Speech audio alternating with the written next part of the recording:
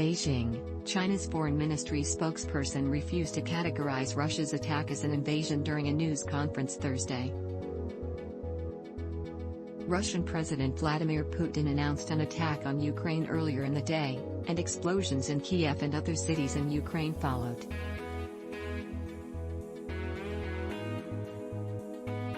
Ukraine's military claimed to be engaged in fighting within its borders, and Ukraine President Volodymyr Zelenskyy described the violence as an invasion to destroy the country. Within hours, leaders from the United States, Germany, the United Kingdom and beyond condemned the Russian attack.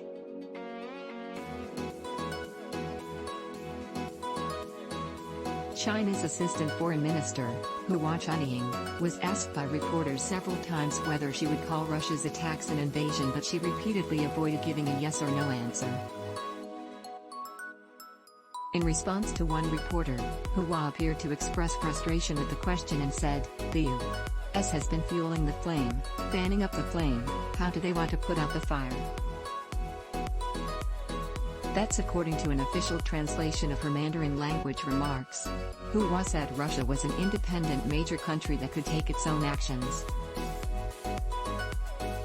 She referred repeatedly to Russia's government statements on Ukraine, such as a claim from Moscow's defense ministry that Russian armed forces do not strike Ukrainian cities. China is closely following the development of the situation.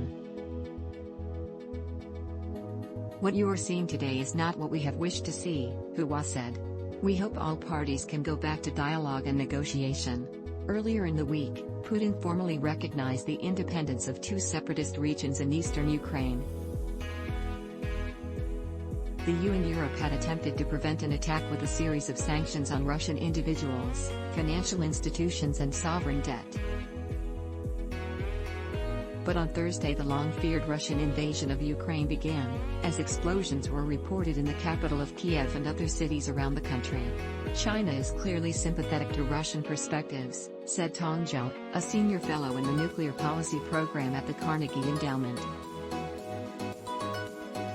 "In other words, I think China feels Russia feels it is forced to do what it is doing. Because Russia is now receiving wide international condemnation and criticism, I think China wants to avoid being seen as part of this axis," Zhao said. "But when it comes to public statements, China has been very careful," he said. "It's hard for China to openly support this Russian behavior given its implications for China's own security and China's relationship with Taiwan."